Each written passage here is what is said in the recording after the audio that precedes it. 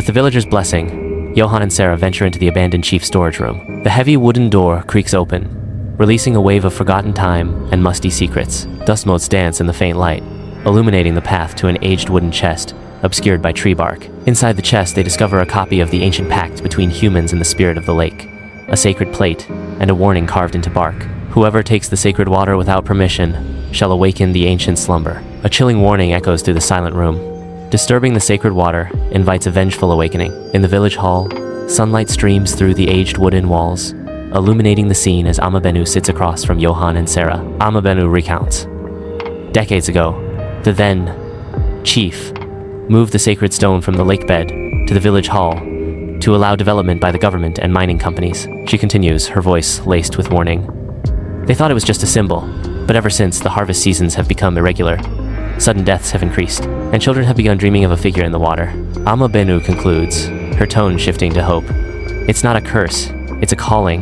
The ancestors only want the promise to be honored. In the dim storage room of the abandoned tribal chief's house, Sera delicately lifts the sacred plate.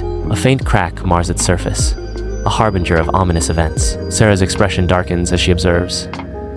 If this is the seal, and now it's cracked, that means the seal is weakening. Yohan touches the plate and is overwhelmed by a vivid vision of the past. In Yohan's vision, an old tribal chief plants a black chicken's head by the lake, a dark entity rising to claim its due. Yohan gasps, a chilling revelation echoing in his voice.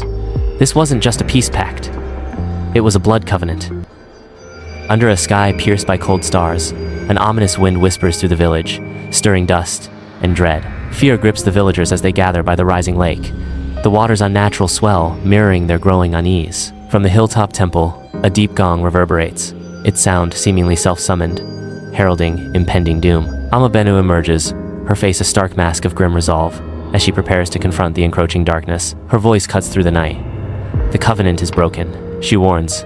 Now, they demand retribution, and they do not come alone. Yohan slumbers deeply, a vivid dreamscape pulling him into its depths. Beneath the serene lake, Yohan finds himself breathing, encircled by eerie skulls marked with ancient carvings. The towering Maknaus appears, his dark, bottomless eyes piercing through Yohan's soul.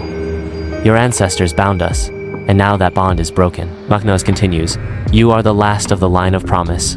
You must choose, repair the covenant, or bear the curse. Yohan jolts awake, gasping, his body drenched in a cold sweat as he realizes his feet are inexplicably wet. Yohan returns to Tano Osmum, his weary steps echoing the weight of his burden. In his hands, a cracked sacred plate bears witness to broken vows. As Yohan approaches, blood weeps from the ancient stone, a dark omen staining the weathered rock. The narrator warns, old covenants cannot be erased so easily. They are woven into the land, the water, the bones, and when broken, the earth itself remembers. The sacred plate shatters, its fragments scattering like fallen stars.